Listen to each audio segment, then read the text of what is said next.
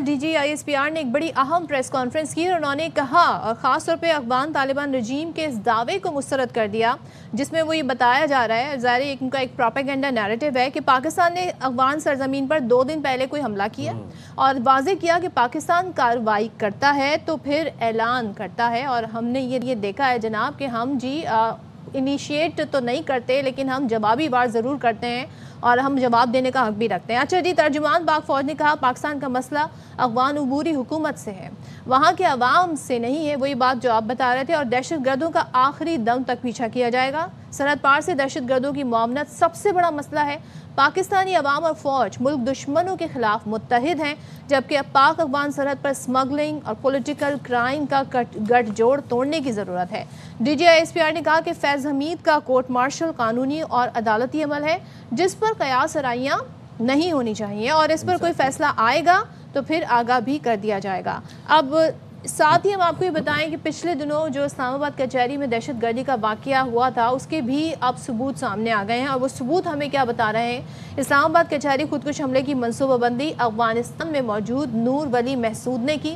تحریک طالبان افغانستان نے کالعدم T T P کے ساتھ مل کر خودکش حملہ کیا۔ وزیر اطلاعات عطا اللہ طارڑ نے بتایا کہ حملہ آور عثمان چنواری ننگرہار کا رہائشی تھا، اور دہشت گرد ساجد اللہ عرف شینا افغانستان سے تربیت یافتہ اور خودکش بمبار کا ہینڈلر تھا جس نے محمد زالی اور کامران خان کو ہائر کیا۔ سن لیتے ہیں۔ خودکش حملے کے گرفتار دہشت گرد ساجد اللہ نے اعترافی بیان میں یہ بتایا کہ افغانستان میں مقیم داد اللہ نے خودکش حملے کی پلاننگ سے آگاہ کیا اور پشاور کے قبرستان میں خودکش جیکٹ پہنچائی، پھر خودکش حملہ آور کے 1-2 دن میرے ساتھ رہا جسے خودکش جیکٹ دی۔ اب اس نے مزید کیا کہا ذرا آپ سنیے۔ ساجد اللہ ہے، 2016 میں میں یہاں سے چلا گیا افغانستان۔ کنڑ میں میرا ملاقات ابو حمزہ سے ہوا جو امارت اسلامیہ کا کمانڈر تھا۔ ٹریننگ وغیرہ کی، 1 مہینے بعد میں واپس پاکستان میں آ گیا۔ ایک دن اس نے مجھے کہا تصویریں بھیجتے ہیں اور آپ جا کے قبرستان سے یہ خودکش جیکٹ لے کے جانا ہے۔ جب ہم آئے پشاور اخون بابا قبرستان میں، ادھر سے سیدھے اسلام آباد 26 نمبر میں پہنچا۔ مجھے میسج آیا کہ 2-3 دن میں آپ کی طرف ایک بندہ آئے گا افغانستان سے، قاری عثمان اس کا نام ہے۔ ہم نے وہاں پہ اس کو جیکٹ پہنایا، اسٹاف سے وہ بائکیا پہ بیٹھ کے G11 کچہری میں چلا گیا۔ چلیں جی، یہ اعترافی بیان بھی ہمارے سامنے آ گیا ہے، اور اس کے باوجود ہم دیکھ رہے ہیں کہ افغان رجیم کا جو ایک بیانیہ ہے اگینسٹ پاکستان وہ بھی ہے جس میں وہ غلط دعوے بھی کر رہے ہیں۔ سب پر بات کر لیتے ہیں۔ ہمارے ساتھ موجود ہیں بریگیڈیئر ریٹائرڈ راشد ولی جنجوا صاحب۔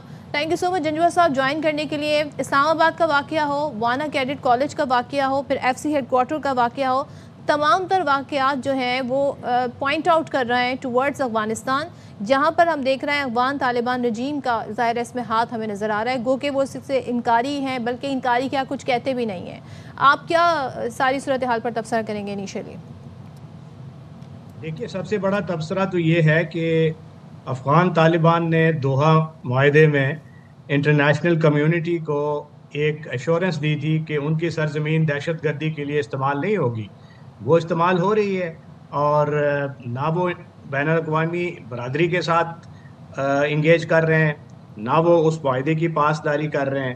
تو پاکستان نے تو بڑا تصویراتی تحمل دکھایا ہے، اور ضرورت اس امر کی ہے کہ اب ہم جو پالیسیز ابھی اختیار کی ہیں ہم نے کاؤنٹر ٹیررزم کے حوالے سے، بارڈر کنٹرولز کے حوالے سے، تو اس پہ بڑی کنسسٹنٹلی عمل پیرا رہیں، اور اس کے لیے ہمیں ہول آف دا گورنمنٹ اور whole of the society approach اس کی ضرورت ہے، کیونکہ یہ ایک کثیر الجہتی تصویراتی عمل ہے۔ کاؤنٹر ٹیررزم اسٹریٹجی جو ہے اس میں سول گورنمنٹ بھی آئے گی، پولیٹیکل گورنمنٹ کا ایک فرض بنتا ہے کہ وہ اپنے تمام جو سیاسی جو ایلیمنٹس ہیں ان کو متحرک کرے۔ ہمارے پاس ماضی میں بشیر بلور جیسے لوگوں کی اگزامپل ہے جنہوں نے لیڈ کیا تھا فرنٹ سے، ہمیں وہ اگزامپل ایمولیٹ کرنی چاہیے، یہ جائے کہ ہم پالیٹکس کھیلتے رہیں اور سارا ملبہ جو ہے ہم آرم فورسز پہ ڈال دیں۔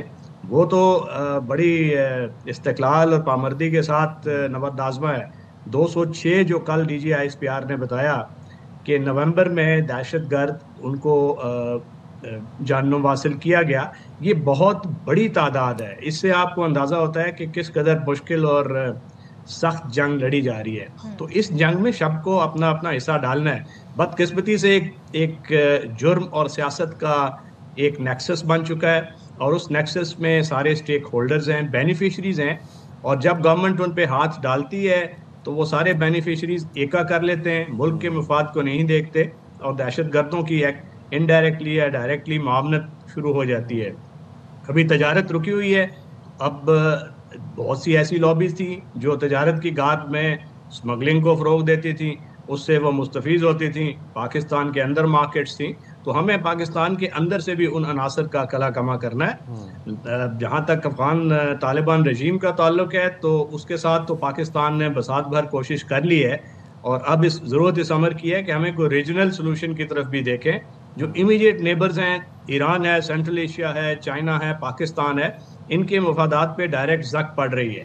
تو ان کا ایک ایکا ہونا چاہیے, ایک کامن اپروچ ہونی چاہیے. یہ نہیں کہ پاکستان نے تجارت بند کی اور ایران وہاں سے کھول دے تو پھر اس کا اثر زائل ہو جائے گا. تو سب کو مل کے ان تمام ممالک کو افغانستان کی جو یہ حکومت ہے اس پہ اثر انداز ہونا چاہیے. بصورت دیگر افغانستان کو یہ جس راستے پہ لے جا رہے ہیں وہاں سے ایک انٹرنل امپلوژن ہو جائے گا, اور جب وہ وقت آتا ہے تو ہمیں وہ اس فیکشنز کی طرف بھی دیکھنا پڑے گا. لینے کے لیے کیا کوششیں کی جا رہی ہیں جنجوا صاحب؟ پارڈن, ان ممالک کو آن بورڈ لینے کے لیے کہ بھائی پورے خطے کے لیے ایک تھریٹ ہے تو آپ بھی اس میں کنٹریبیوٹ کریں, ان کو آن بورڈ لینے کے لیے کیا کوششیں کی جا رہی ہیں؟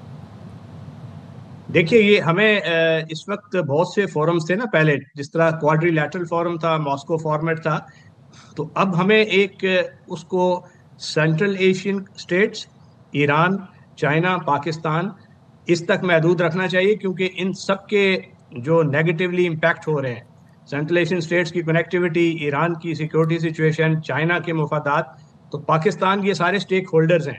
تو افغان عبوری حکومت پہ یہ دباؤ ڈال سکتے ہیں. تو یہ ایک ایکسٹرنل جو منور ہے وہ کرنے کی ضرورت ہے. اور دوسرا جو بائیلیٹرلی ہمارا ان کے ساتھ معاملہ چل رہا ہے وہ تو چلتا رہے, اگر وہ دے سی دا لائٹ آف ریزن تو ہمیں ویلکم کرنا چاہیے. بصورت دیگر ہمیں وہ حق محفوظ رکھتے ہیں کہ اگر ہمیں ایکشن لینا پڑا تو ان کمین گاہوں کی طرف بھی جائیں گے جہاں سے یہ حملے ہو رہے ہیں. بریگیڈیئر صاحب, کل D G I S P R نے اپنی پریس کانفرنس میں ایک بڑی اہم بات کی. انہوں نے کہا کہ جو کہ بات پہلے بھی بہت دفعہ وہ کر چکے ہیں, انہوں نے کہا کہ پاکستان کی جو لڑائی ہے, جو جنگ ہے, وہ دہشت گردی سے ہے, اور خصوصاً افغان طالبان رجیم سے ایشو ہے, نہ کہ افغانستان کے عوام سے.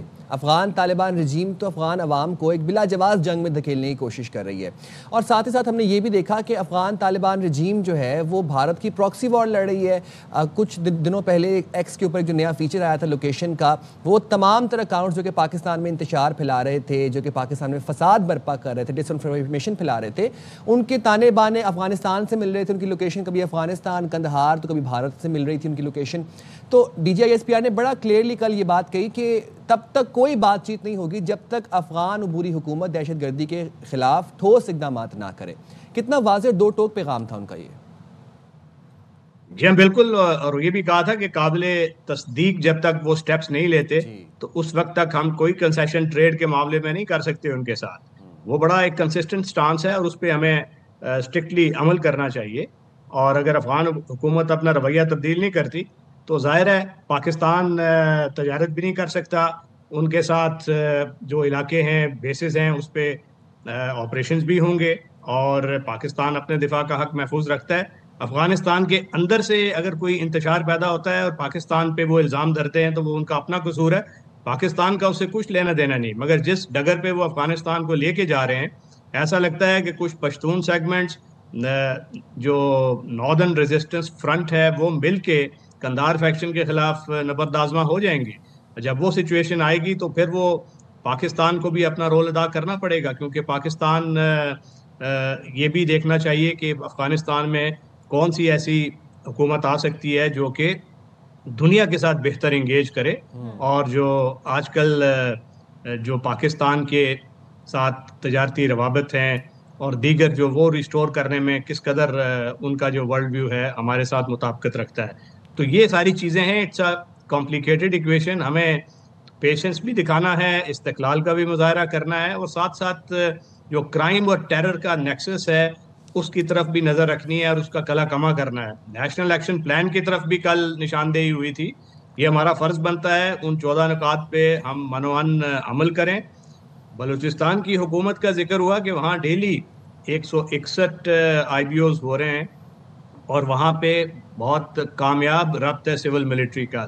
اس کا مطلب یہ ہے کہ اگر آپ ایک اسٹریٹجی کو صحیح طریقے سے استعمال کریں تو کامیابی کی طرف آپ جا سکتے ہیں. یہاں پہ KP میں مسئلہ یہ ہے کہ جو پروونشل گورنمنٹ ہے اس کا جو رویہ ہے وہ تھوڑا سا کاؤنٹر ٹیررزم اپروچ جو فیڈرل گورنمنٹ کی ہے اس سے مختلف ہے.